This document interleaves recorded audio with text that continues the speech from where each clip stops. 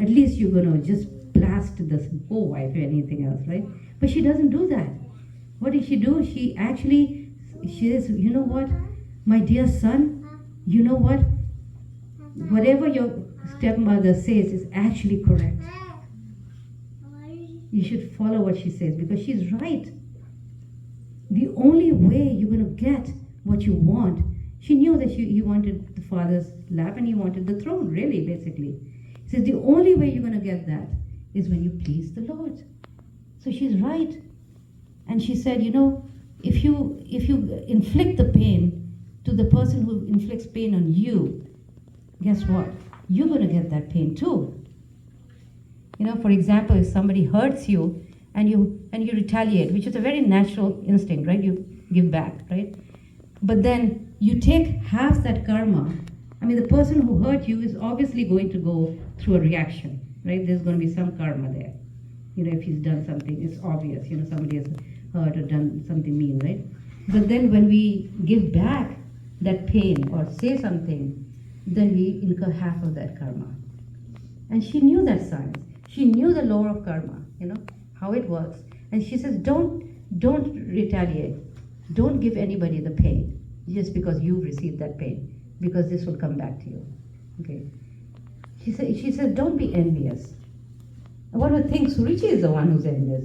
Why is Dhruva being envious? Well, Dhruva is envious because, you know, because he's not accepting this as part of his own karma, as part of the Krishna's plan, or rather the mercy. And you'll see why it became a mercy, Krishna's mercy and plan. You know, a pure devotee thinks like that if he gets something, you know, bad, then he always thinks, well, nothing can happen without the sanction of the Lord.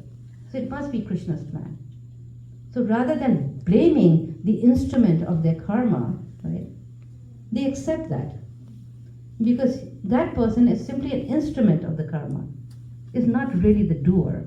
He's just acting as the instrument of the karma that we are supposed to get. It's a very high advanced philosophy and it's very hard to follow for myself too, right?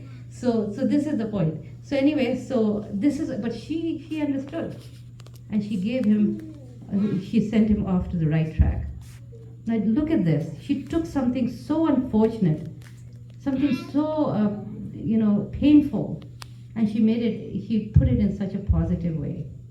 And what did she say? That, my dear son, if you want to get as you desire, she could see that he's angry. He wants revenge. She could see that. So she channeled that anger and that revenge in a way where he received the ultimate goal of life. Just imagine. What a glorious mother. I mean, she took that anger and she made it so constructive. She tells her son, you should go. You know, she tells him to leave home and go to the forest, because during that time, this is how she understood. Krishna is in the forest where the sages live. That's where Krishna is. That's how she saw it. She says, you can go to the forest, and that's where I heard that's where Vishnu lives. And so imagine a mother sending her 5-year-old to the forest to find Krishna. Of course, those times are different. We don't send our children anymore to the forest, right? But what do we do now? We engage them in Krishna's service. Prabhupada writes, it's the same thing. It's just different times, different ways to achieve God, right? Those were the times when people went and did tapasya in the forest. They did Astami Yoga. But this is not the age anymore, right? We don't do Astami Yoga. It's very difficult. For Astami Yoga, you have to leave home. You have to be celibate. So many requirements are there, right? But so Dhruva did what was the norm in that time. And he leaves home. And of course, on the way, he meets Narad Muni. Right? We heard, you may be knowing. And Krishna sends his spiritual master, future spiritual master.